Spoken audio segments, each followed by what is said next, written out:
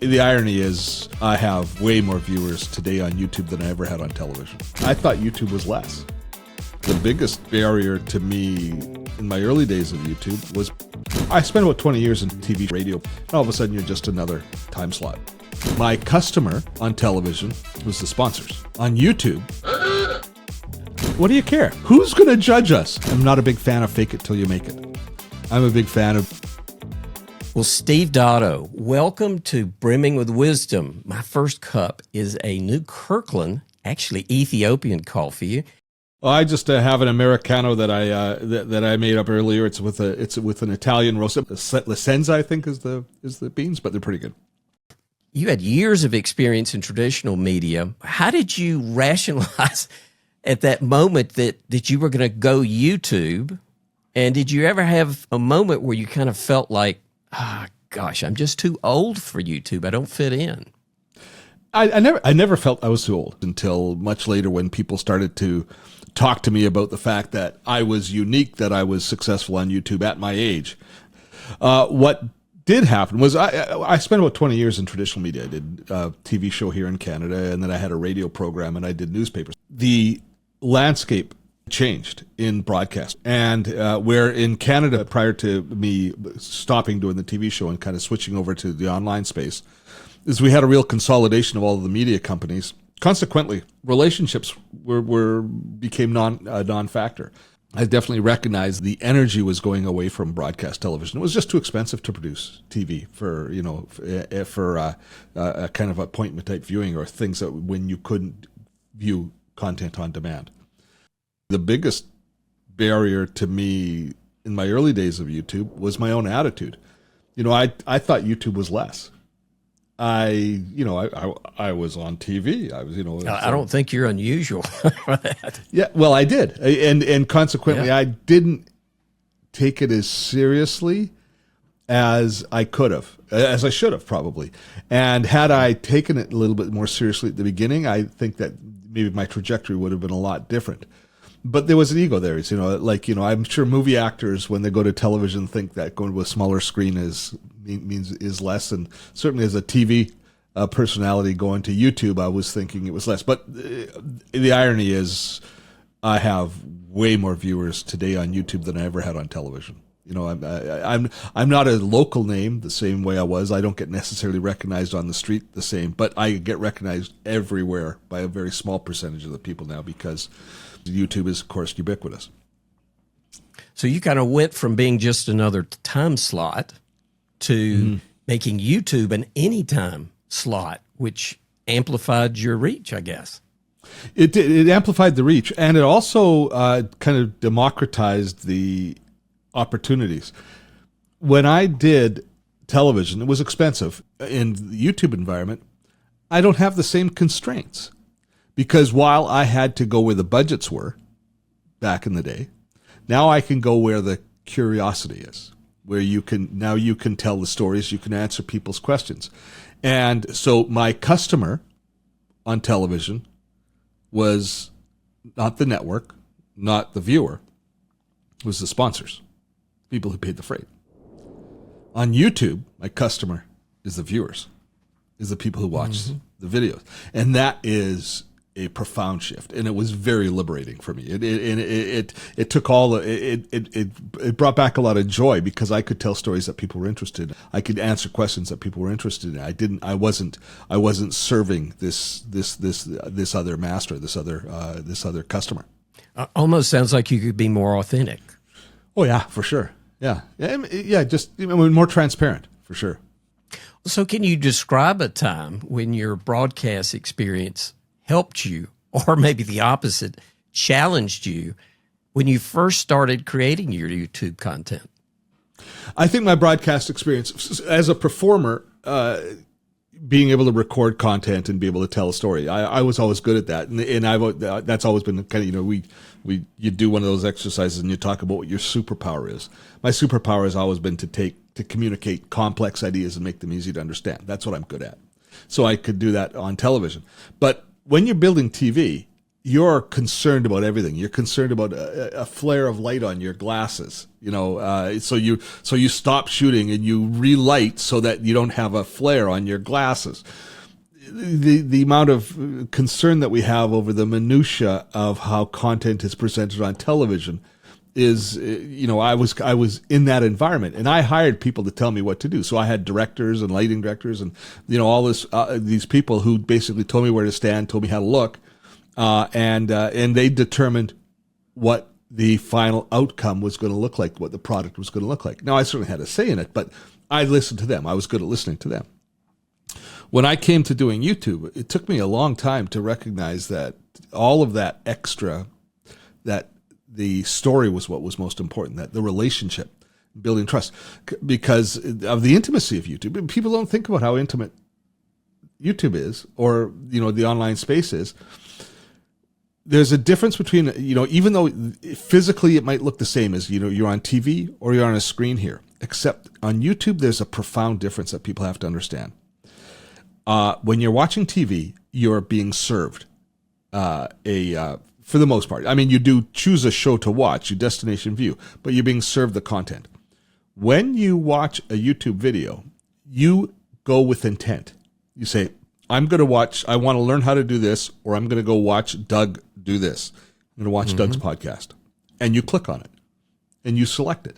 And it's not fed to you in any way. It's you choose it. And so that intimacy, that acknowledgement, that intent of clicking on it, it really creates a different level of communication. Plus, often now people are watching us being held in the palm of their hands. I mean, what could be more intimate than just on your phone? It's just you and them.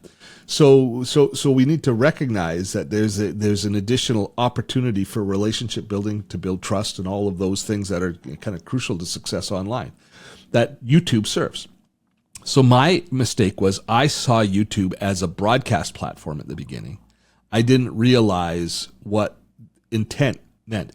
I often describe YouTube now as a search engine. I don't think, because you think about your relationship with it, as you go and you search. And it's not a broadcast platform. It's a search engine where people go to find what they're looking for. And the format just happens to be video. So it's almost like television is served and YouTube is you go after. I mean, it's something is picked, choose. is selected. And kind of just to loop back to your question about what was an advantage or disadvantage. My disadvantage was that I didn't recognize the relationship difference. I saw YouTube as just another broadcast platform, and it took me a while to learn and understand the subtle differences, which are actually quite profound with YouTube versus traditional broadcast. And that came to everything from the way we produce, how accepting YouTube audiences are of lesser quality. And I don't mean lesser quality, but just it doesn't have to be packaged as much. They want it more organic. They want it more natural. They want it more, kind of like we are now. You're going to have me stuttering. I would never get away with stuttering in my TV show. They would cut out my stutters. Now my stutters are there.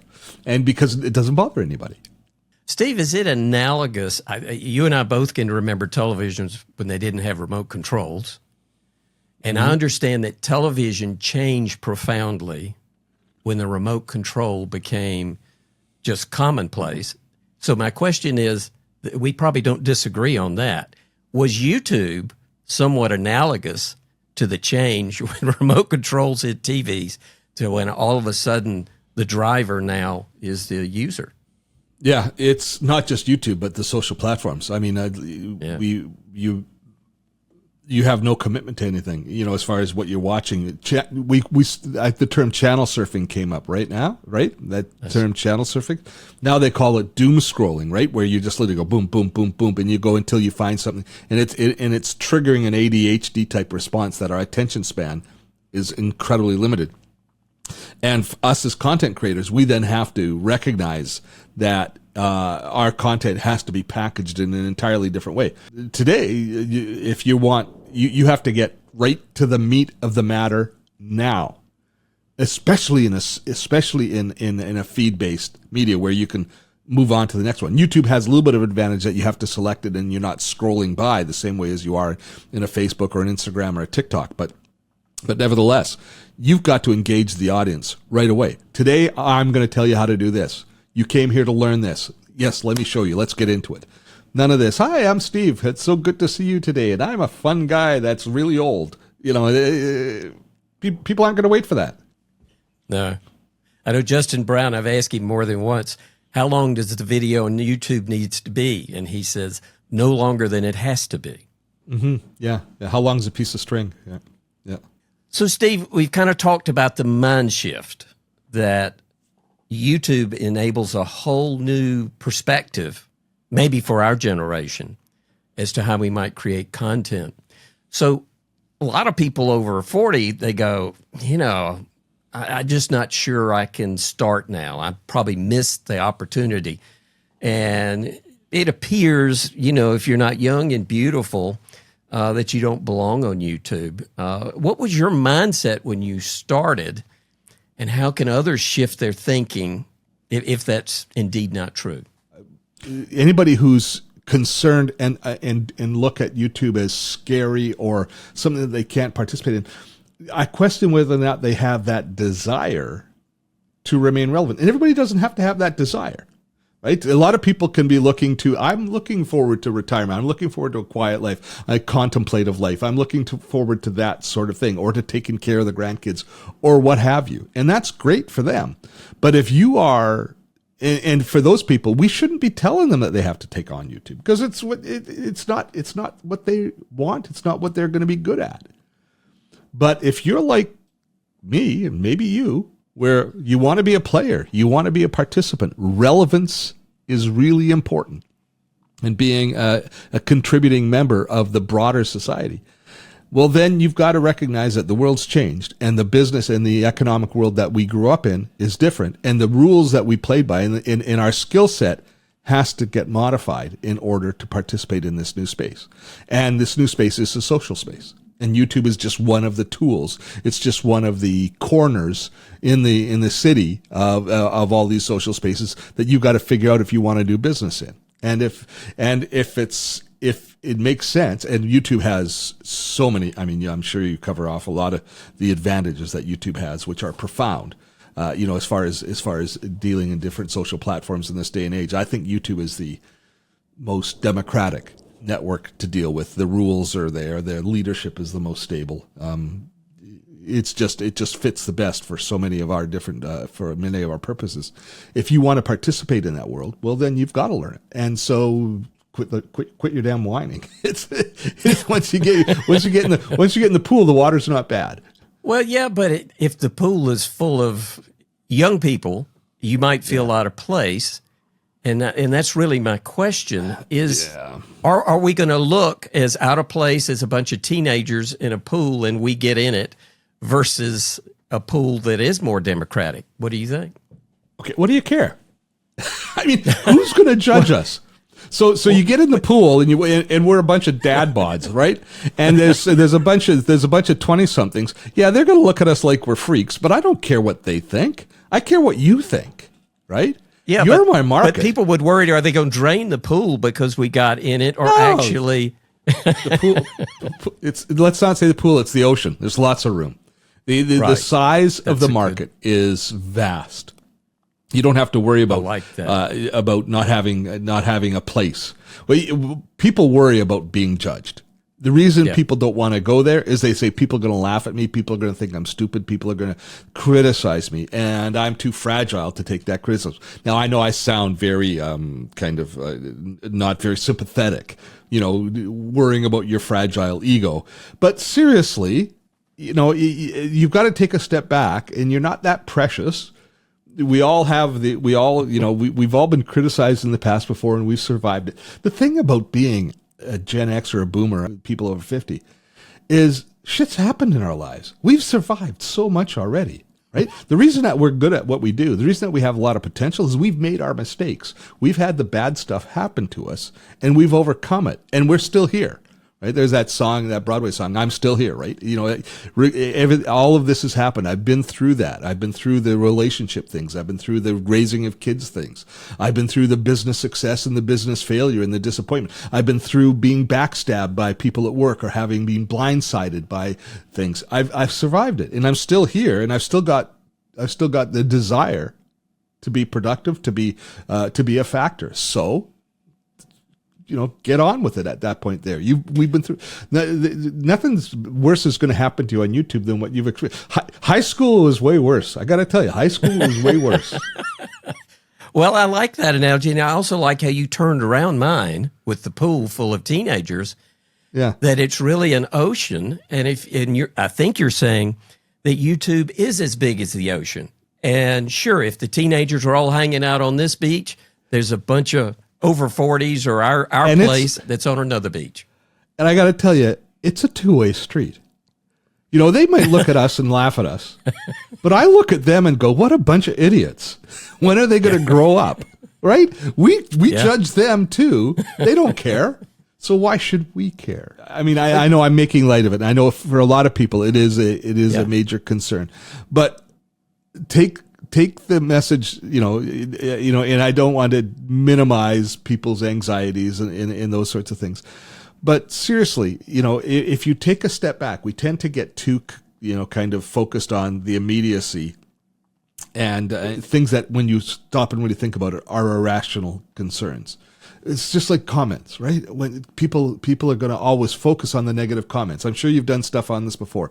You know, I get people calling me I'm a stupid old fat guy and all this sort of stuff in comments on YouTube, and I go, okay, well that's your opinion, and I will admit my initial reaction is always, you know, the elbows come up, and I'm ready to take them on, but at the same time, I ignore 30 comments that say how much they appreciate what I do. So why do we focus on that one negative when there's all these 30 positive? That's not a natural response, at least in our generations. We've got to train ourselves to accept the praise, to look at success and to block out the negatives and to kind of prioritize the praise. Is that? Yeah. And look how much good. Yeah, and if 30 people are telling you that they appreciate the video, and one person says that you're stupid, who do you care about? The person that's... Well, let's go back to your ocean analogy. I like that. You shifted a pool to the ocean. You've carved out a pretty doggone big beach on that YouTube ocean. Can you describe how you found your niche and how you'd recommend others that are still trying to figure out where they fit in to YouTube? So I have two niches that I consider in the online space, not just on YouTube, but in the online space. And the first is one that I came to naturally. Is my TV show was about how to use technology. And so when I started publishing on YouTube, I just followed the same pattern, publishing the content that I published on television, which I knew how to publish. I knew how to do. My channel grew quite rapidly. And the reason that it grew is my content was good. See, I was good at delivering the content. And so, and it showed me, when I say YouTube is democratic, that's what I mean.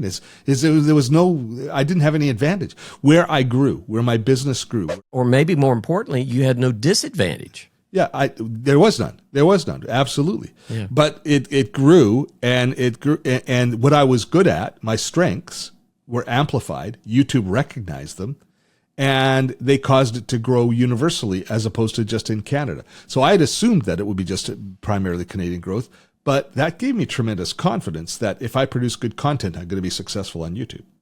And so that was, that was kind of my first niche, which is the how-to niche, grew. The second niche that I'm in is much smaller and much less out there. People see it much less, but that grew out of a sense of purpose. That grew as I became more popular on YouTube. I was started to be recognized as an authority on YouTube, as opposed to just an authority on how do you format a Google Doc, right? Because I'd grown this successful business on YouTube, and I was a bit of a unicorn because I was older. I did look a little bit different than everybody else on YouTube. I started to, I would be engaging with my peers, with my friends, people who had, and I started to recognize that they were experiencing ageism. They were experiencing a sense of inferiority. They were feeling that they didn't belong in this place, that the YouTube and other social platforms belonged to the younger generations, and that we were interlopers in the space. And of course, I knew that was BS. So I recognized it was like the penny dropped, and I went, well, that doesn't happen to me. Why doesn't it happen to me? And I thought, well, they don't know. They don't understand this space, and they don't understand how valuable their experience is. They're intimidated by this, and they don't need to be. And I recognized that I could help. That's an area that I could help. So if I'm an influencer now, why can't I? How about if I can influence us, our generation, and help us understand where the opportunities lie online and why it's something that we should embrace and take advantage of. What are our advantages? I look at one of them and I go, I see a superstar. They look at themselves and they see a has-been. And but you're not a has-been, and so they needed that education. So my chosen vocation, my chosen niche on YouTube is now helping boomers and Gen Xers recognize the opportunities and come to terms with living their life in this digital age and what their position's going to be. So there was somebody moved out of the C-suite, couldn't get a job. If they came to you and said, and they're over 40, obviously, that's probably why they're in that predicament, and they said, Steve, I want to start a YouTube channel.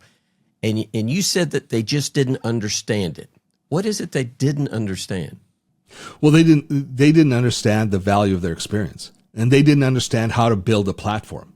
They didn't understand all the things that you've been doing as you've built your platform. Mm-hmm. If you're over 50, your life experience and the world as you see it, a lot of things were entrenched when we were young that we haven't, that have changed, and we haven't necessarily recognized that change. Do you remember there used to be all the 7 parts of a business plan that you had to write out in business? When you and I started, was a build and deploy effort. It was prefab. Mm-hmm. You had to design every aspect of your business. You had to get inventory in. You had to print invoices, and you had to print business cards, and you had to print brochures. And if you made a mistake on any of them, you were screwed. And if you launched your business 2 days after Yellow Pages dropped, you were screwed for a whole cycle, because there was no other path to market than through Yellow Pages.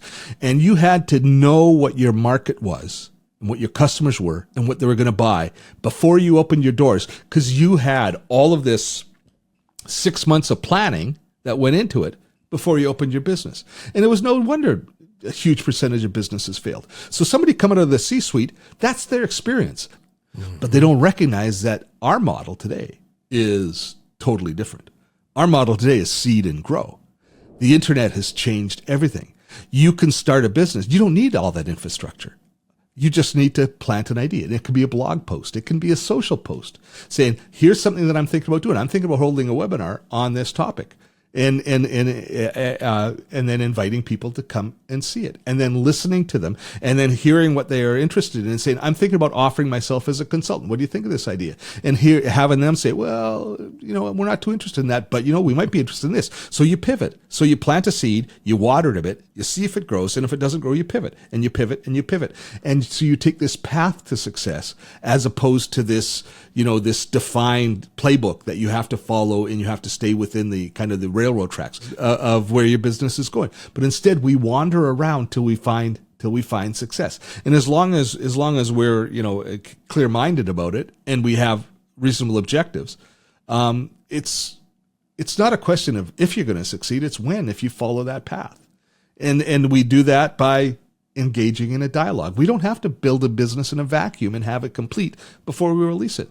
It can start with a blog post on LinkedIn, and many businesses do.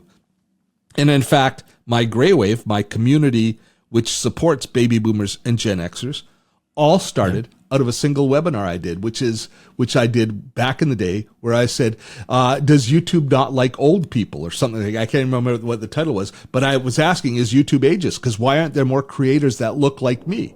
And that was the seed that has led me to, for me, the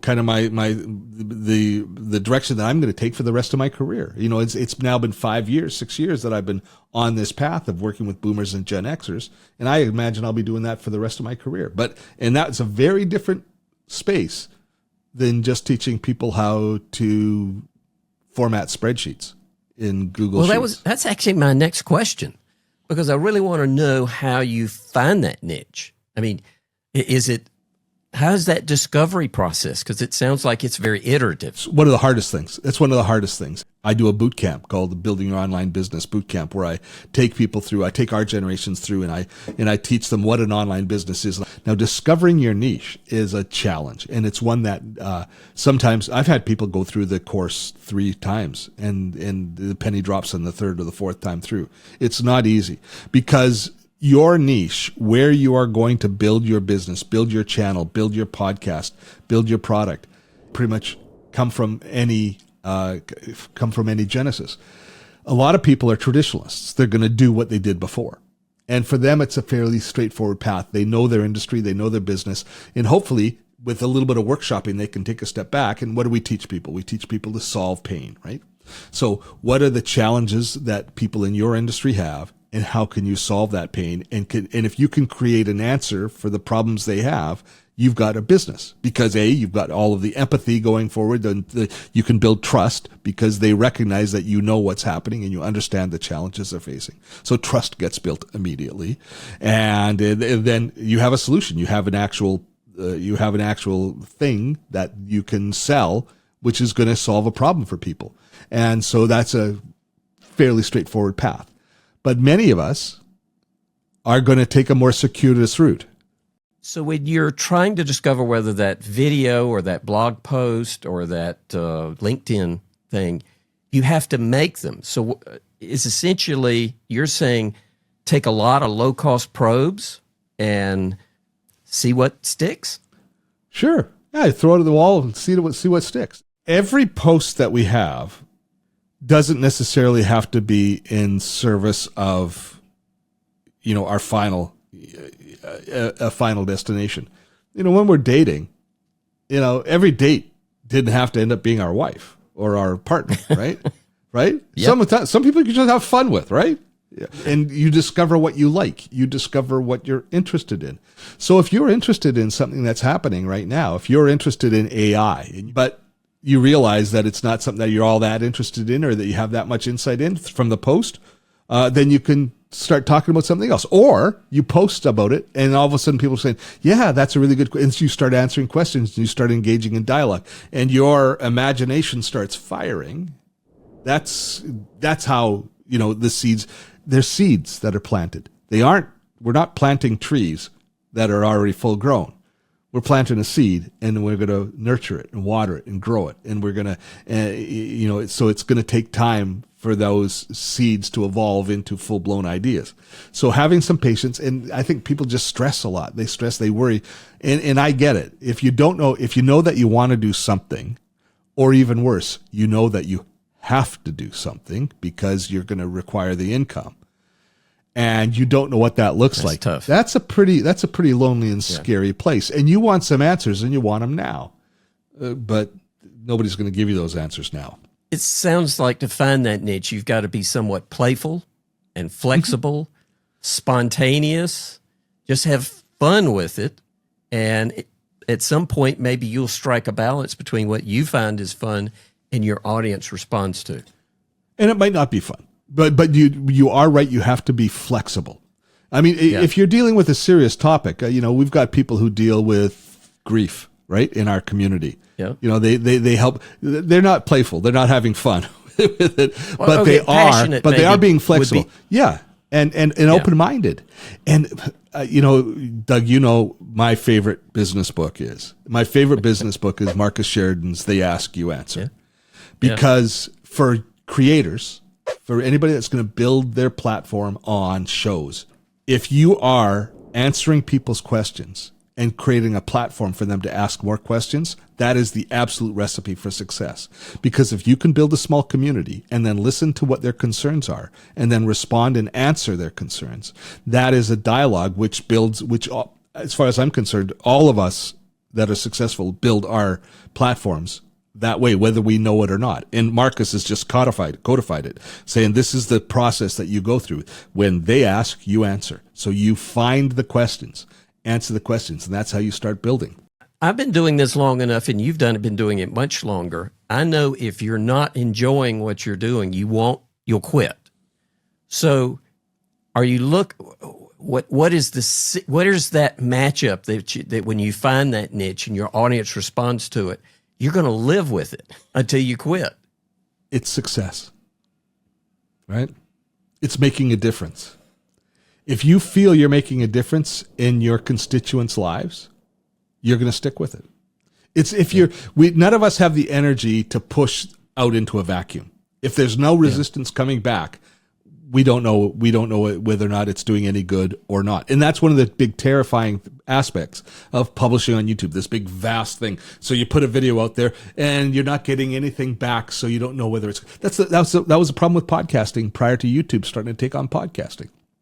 You create a podcast, and the podcast platforms were terrible at giving you feedback because you could see download numbers, but nobody was talking to you. Nobody was telling you what they think. There was no forum for conversations unless you had MacGyvered your own somehow together. So consequently, podcasters were left guessing if their content was landing with any effect. Today with YouTube doing it, we have immediate feedback because there's a YouTube comment section, and YouTube is sharing your content, putting it hopefully in front of the right people, and you should be getting some resistance back, some feedback back right away, which, as far as I'm concerned, for us is gold, because people telling you what they like, what they don't like, asking you questions, asking your advice, calling you out, that's the fertilizer that's going to cause that little seed to grow. So what I hear is, don't be afraid to get in that YouTube ocean. There's a place for all of us. Low cost probes, keep trying, see what we got to go out there and fish in that ocean and see what bites and see what we're having fun. So that if we're saying, hey, I've got the cameras, I know what the niche is that I want to do, Steve, I'm ready to do this, but I just freeze up in front of the camera and how can we build on screen confidence? People have two standards. They have a standard for everybody else in the world, and then they have a standard for themselves. And they don't measure themselves by the same standard. They don't give themselves the grace. So if I stutter, if I stumble, if I say something jackass stupid, I'm going to beat myself up incredibly. But if I say something jackass stupid, you're not going to beat me up. You're just going to let it go. And if I stutter, if I say something, if I misspeak, you're just going to let it go because it doesn't bother you, because first of all, you're human and you have a degree of empathy for others, but you don't have it for yourself. So they got to find and give themselves the same grace as they give others. That's number one. Number two is, don't watch your stuff right away. Because when I record, I remember every time my brain farts and I'm having trouble getting the right word out, I see that and I remember it for a fairly short period of time. But if I edit this a day later, I've forgotten that. And then I watch the section and I go, wait a minute, I thought I had a problem there, but that sounds fine. So you let it go. You let that part go. So that's kind of part two of the equation. And part three of the equation is, I know you had insecurities. We used to talk about in the mastermind. You had insecurities that you experienced. You've obviously overcome them. So you're a much better authority to advise a community on how to overcome your challenges and inhibitions online. And don't ask the people who are good at it, who are naturals online, because the answer is, well, I don't understand why you're having trouble, because it's easy. Well, for me, it's take advantage of every crutch there is. I mean, if there's a way to put up something you can read, make sure you've done a good run of show. That's my experience.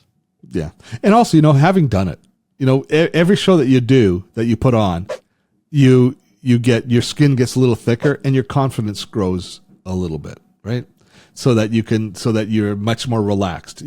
When you first start, and to be fair, when I first started doing live television or live radio, I was anxious. I had that kind of roaring in my ears and tunnel vision, and I was like, oh, what do I do now? And I had a producer that just kind of went on my earpiece and says, put out the phone number, give the station call signs, tell them what time it is and who your guest is, reset the interview, and little things that experienced broadcasters know to do.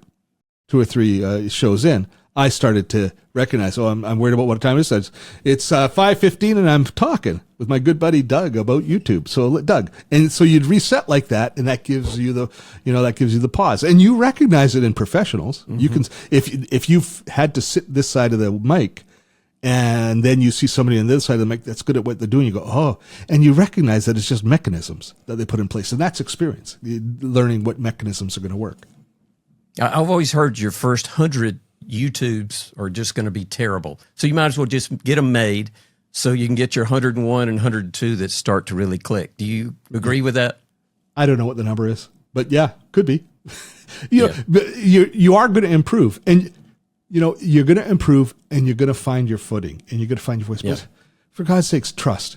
A little bit of trust in your audience. When I put a video out, when you put a video out, you have to trust the person that you're on with. You have to trust yourself that you're going to create good content, but you have to trust your audience that they're going to be gracious to you too. That they want this, and you let them go. You've come to our webinars. We do a regular weekly webinar series, and you hear, like, if I'm down, if I'm not feeling myself, they lift me up. They're there. If it doesn't go well, if we have technical problems, I'm sitting there trying to struggle, and people are saying, "No worries, we got you. We got your back. Just deal with what has to be dealt with." And people want to support you. When somebody, I know I said that you're probably better authority on me, but recognize one thing: when you're uncomfortable,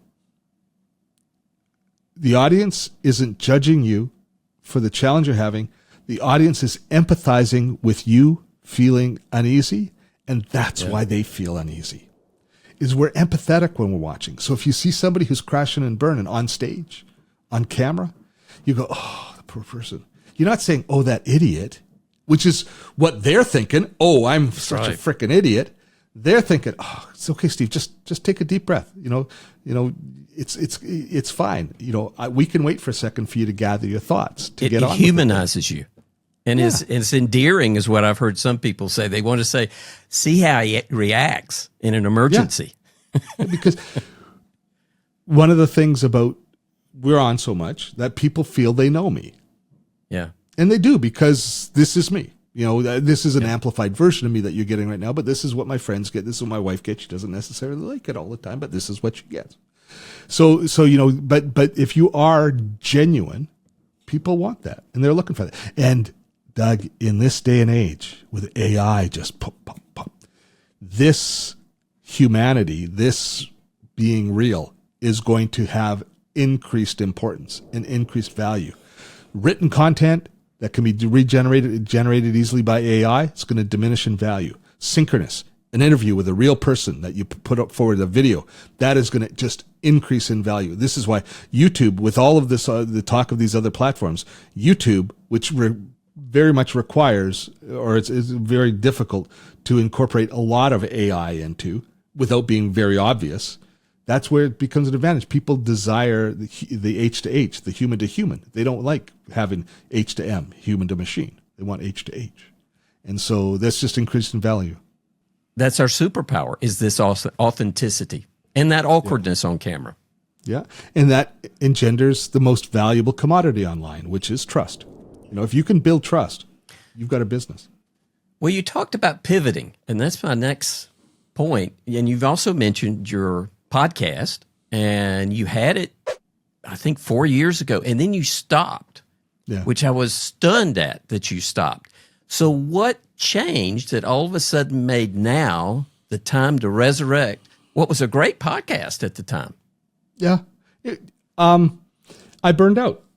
Back, when I launched the Gray Wave, our online community, I had an awful lot of balls up in the air. I was doing a podcast. I was doing my regular videos. I was managing the community. We had a mastermind that we were doing at the time, and it just became too much. And I recognized that I was burning out, and there was no joy in it for me anymore. Has anything changed in the podcast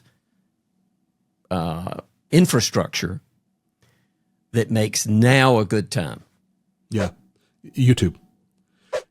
Podcasters would publish into a vacuum for the most part, and it was very difficult to get audience feedback. When YouTube dedicated, a year ago, that they said that they're going to create a new category of podcasts, generate an RSS feed, have a playlist that you can have that is identified as a podcast, and call it a podcast and treat it like a podcast, but have full YouTube comments and the rest of the YouTube infrastructure, and most importantly, have YouTube's recommendation engine. The fact that if our podcast is, focused on boomers and Gen X, it's going to put it in front of the right people if they react to it. And it's going to give us a platform to grow through discovery, which was always difficult. And it's going to give us a platform to have conversations with our audience, which was impossible in the past. So I think that YouTube's come along in just the right time. You talked about explainer videos. Okay, you can do explainer videos. You can do talking heads. Now we're sitting here talking about podcasts. You're talking about podcasting with a partner. Where does that fit in, podcasting or shows, into that YouTube ocean for a over 40, over 50 YouTuber? Do I start with a podcast? Do I start with explainer videos? How do you decide? That is what's your content going to be. I don't think that there's a right and a wrong way. There's going to be the way that you do. And the key we're is fishing again. Well, the answer is yes, right? Mm-hmm. Do you have a series of explainer videos or how-to videos or rants or blog posts, kind of social post type videos that you see, that you can envision? That one or two isn't going to get you there.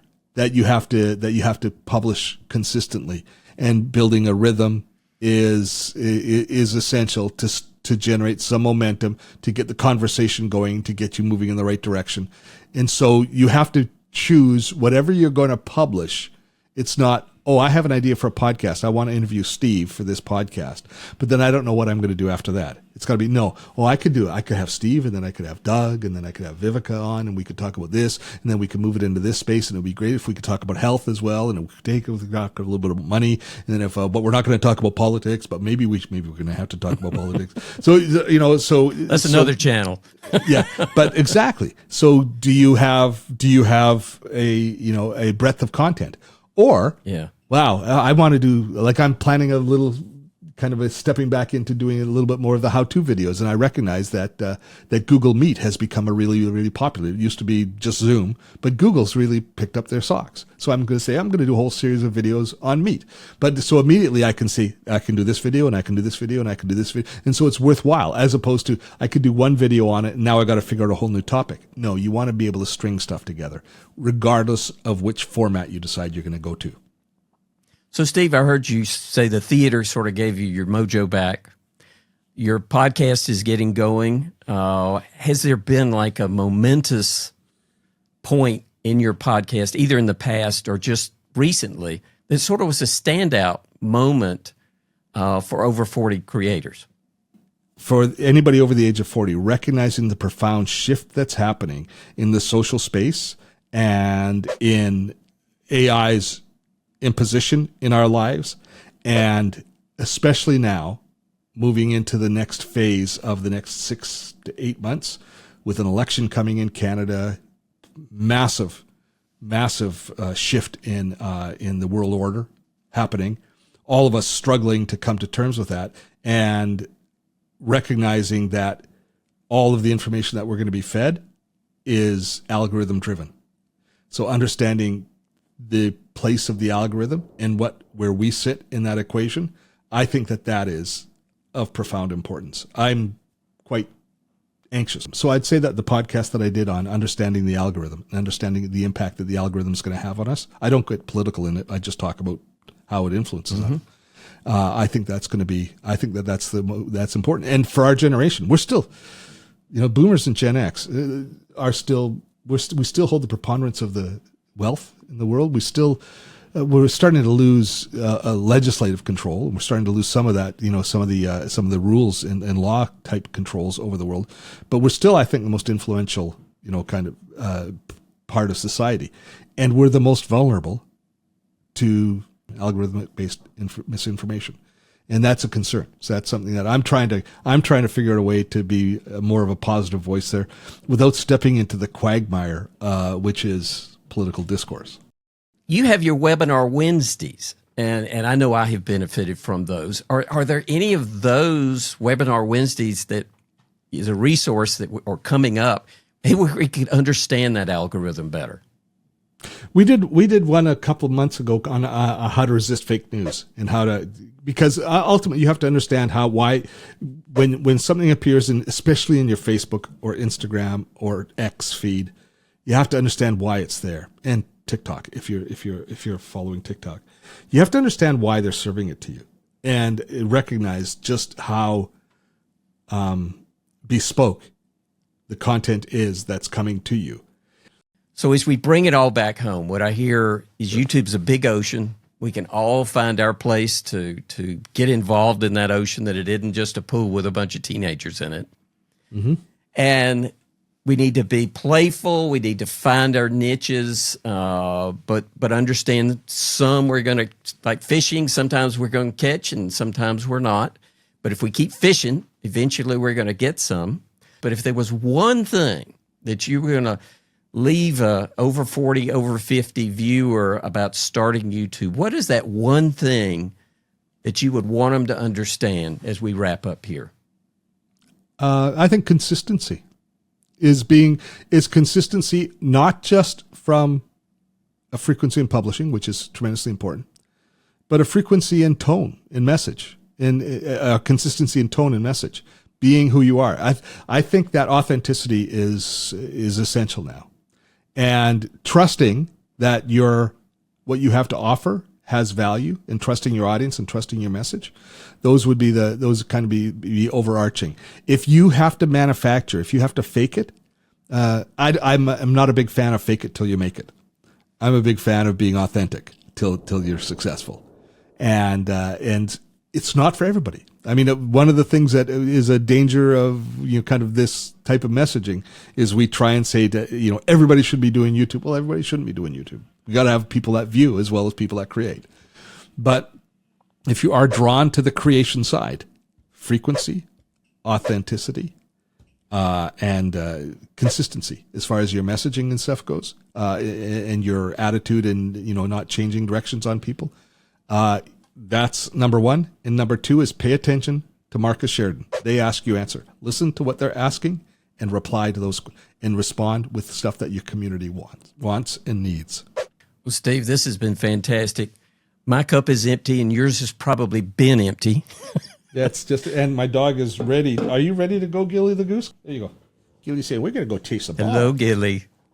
Gilly, thank you for joining us and keeping Steve so inspired. And Steve, thank you for inspiring so many of us over 40 YouTube creators. And I look forward to catching your next podcast or your next Gray Waves program or Webinar Wednesdays or even your Foundational Fridays. You've got so much great content. Thank you so much. Thanks, Doug.